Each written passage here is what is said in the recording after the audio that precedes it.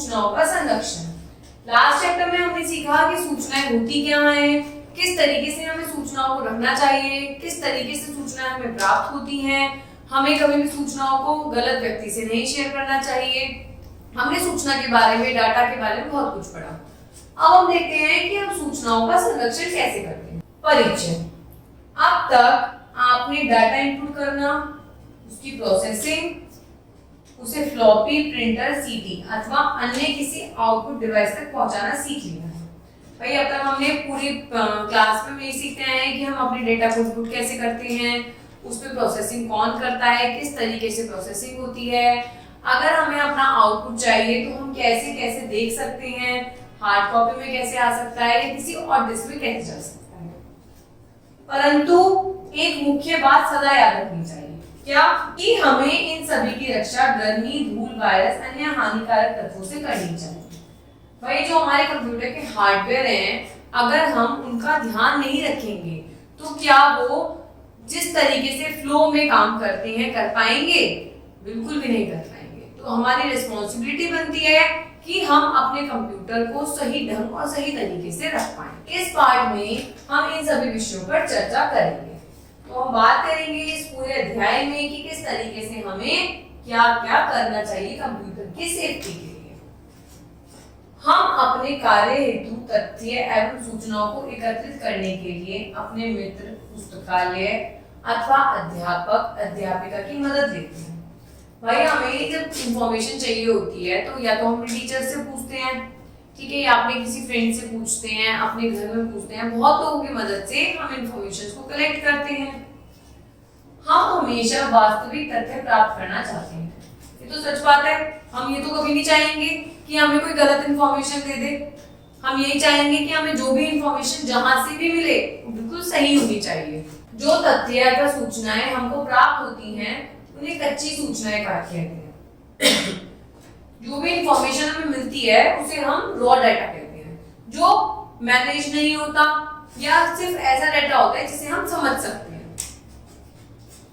ये हमारे लिए उपयोगी नहीं होती। इन्हें उपयोगी बनाने के लिए हमें प्रोसेस करना पड़ता है। वही हमें जो डाटा इंफॉर्मेशन मिलती है, सपोज कीजिए हमने किसी से पूछा कि हमारी क्लास के बारे में, हमने अपने स्कूल में किसी से पूछा कि इस क्लास में कितने बच्चे हैं, तो उसने ओरली हमें बता दिया कि इतने बच्चे, बच्चों के नाम बता दिए। तो क्या ये हमारे लिए वर्कफुल रहेगी? जब तक हम इस पे काम करना ना सीख जाएं। उसने हमें डाटा तो दे दिया, अब उस डाटा को हम इंफॉर्मेशन कैसे बनाते हैं हम अब सीखें। तथ्य सूचना एकत्रित करने की विधि। सबसे पहले हमें मिला रॉ डाटा, मतलब कच्ची सूचना। फिर हमने क्या किया? सूचनाओं के साधन और कंप्यूटर द्वारा आउटपुट। ठीक है, ये एकत्रित करने की विधि, किस तरीके से हमें कच्ची सूचना मिली, सूचना कहां से मिली और कंप्यूटर के द्वारा आउटपुट उसका कैसे निकलता। उपयोगी सूचनाओं को इंफॉर्मेशन कहा जाता है। जो सूचनाएं हमारे लिए रॉ में होती हैं, इंफॉर्मेटिव नहीं होती हैं, उन्हें हम कहते हैं डाटा। और जब ये डाटा एक मीनिंगफुल वे में चेंज हो जाता है तो उसे हम कहते हैं इंफॉर्मेशन। इन सूचनाओं को कंप्यूटर में डाला जा सकता है, परंतु कच्चे तथ्य अथवा सूचनाओं को उसी अवस्था में कंप्यूटर में नहीं डाला जा सकता, क्योंकि उन सूचनाओं का रूप इस प्रकार का होता है कि कंप्यूटर के प्रोग्राम में उनकी प्रोसेसिंग नहीं हो सकती। वही किसी ने हमें ओरली बता दिया, कोई सूचना दे दी, इंफॉर्मेशन दे दी, तो क्या हम ओरली उसको कंप्यूटर में फीड कर सकते हैं?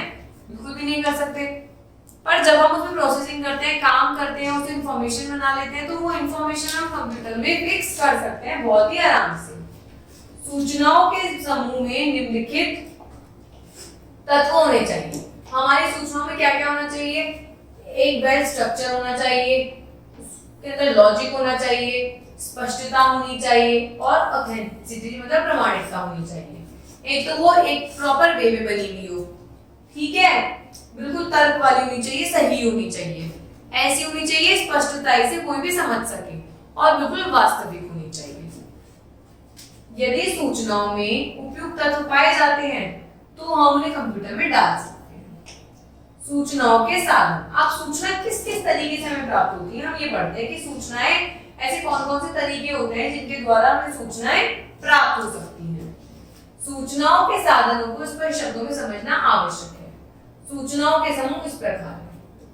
मूल पाठ, डॉक्यूमेंट, फोटोग्राफ, ध्वनि, वीडियो, कोई भी आपकी सारणी, अल्फान्यूमेरिक आकृति, कोई भी इस तरीके से आकृति, कोई भी आपका लाइन चार्ट, बार चार्ट, रेखा चित्र या फिर कोई भी ग्राफ, शुद्ध अंकों के आंकड़े, कोई भी आपकी न्यूमेरिकल। तो वीडियो आ गई, फोटो आ गई, कोई भी आपकी इस तरीके से आंकड़ा आ गया, कोई भी साउंड आ गई, कोई भी आपका लिखा हुआ आर्टिकल आ गया, कोई भी आपका इस तरीके से मैथमेटिकल कुछ भी आ गया, या आपकी कोई भी लिस्ट आ गई। तो ये सब किसमें आती है? आपकी सूचना में। याद रखिए ये सभी आंकड़े विशेष सॉफ्टवेयर द्वारा तैयार किए जाते हैं। भाई कंप्यूटर के अंदर अगर सॉफ्टवेयर ही नहीं होगा तो क्या ये आंकड़े इंफॉर्मेशन में चेंज हो सकते हैं? सॉफ्टवेयर की तो हमने पहले भी पढ़ा है, बहुत ही जरूरत होती है। जैसे एक दस्तावेज की फाइल, डॉक्यूमेंट फाइल हो गई, अल्फा न्यूमेरिक आउटपुट द्वारा ही प्रोसेस की जा सकती है। जो डॉक्यूमेंट फाइल है इसके अंदर हम अल्फा न्यूमेरिक आउटपुट लिख सकते हैं, ABCD, या फिर स्पेशल सिंबल्स, या फिर न्यूमेरिकल चीजें लिख सकते हैं। इनके अलावा सूचनाओं के कुछ इलेक्ट्रॉनिक साधन भी होते हैं, उदाहरण के लिए इंटरनेट। भाई सूचनाएं और भी तरीके से प्राप्त की जा सकती हैं, और सबसे बड़ा अच्छा उदाहरण हमारे पास इंटरनेट है। इंटरनेट सूचनाओं का ही माध्यम है। अब हम पढ़ते हैं सुरक्षा के नियम क्या क्या होते हैं। यद्यपि इस पार्ट में हमने कंप्यूटर की सुरक्षा के विषय में बहुत सारी जानकारी प्राप्त की है, हमने देखा है कि कंप्यूटर किस तरीके से सुरक्षित रह सकता है, परंतु अब हम आपको एक ऐसे खतरे के बारे में जानकारी प्रदान करेंगे जो कंप्यूटर के लिए बहुत घातक है। वो है कंप्यूटर वायरस। कंप्यूटर वायरस एक ऐसी चीज होती है जो हमारे कंप्यूटर में जितना भी डाटा होता है उसे बिल्कुल खत्म कर सकती है। तो हमें हमेशा ध्यान रखना चाहिए कि हमें अपने कंप्यूटर को हमेशा वायरस से बचा कर रखना है। अब हम वो कैसे रखेंगे? वायरस क्या होता है पहले पढ़ते हैं। वायरस का पूरा नाम क्या होता है? Vital input resources under seize, मतलब ऑलमोस्ट सारे रिसोर्सेज वो कर देता है खत्म।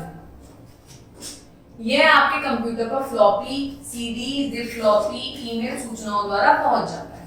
भाई सपोज कीजिए आपने कहीं से कोई भी किसी तरीके से कोई भी फ्लॉपी डिस्क लगाई है, वायरस उसके अंदर भी आ सकता है। कोई आपको ईमेल आया है, ईमेल के साथ कोई अटैचमेंट आया है तो उससे भी वायरस आ सकता है। तो वायरस कहीं भी से भी आ सकता है आपके पास। आपने कंप्यूटर को वायरस से बचाने के लिए निम्न बातों का ध्यान रखना है। पहला, हमेशा अपने कंप्यूटर पर वायरस उद्धृत मतलब एंटीवायरस किट होनी चाहिए। अगर आपके कंप्यूटर में एंटीवायरस किट है तो वायरस आपके सिस्टम का कुछ नहीं बिगाड़ सकता। वो रेगुलर बेसिस पे चेक करता रहता है कि वायरस तो नहीं आया, और आ गया तो उसे खत्म कर देता है। दूसरा, किसी भी फ्लॉपी को उपयोग करने से पहले उसे एंटीवायरस किट द्वारा स्कैन करना है। आप कंप्यूटर में कुछ भी इंसर्ट करते हैं, सीपीयू में कुछ भी लगाते हैं, तो सबसे पहले आपको ध्यान रखना है कि आपकी वो चीज एंटीवायरस किट जो आपके कंप्यूटर में है उसके द्वारा स्कैन जरूर होनी चाहिए। अगर स्कैन नहीं होगी तो वायरस चला जाएगा, स्कैन होगी तो बता देगा कि इसमें वायरस है या नहीं है।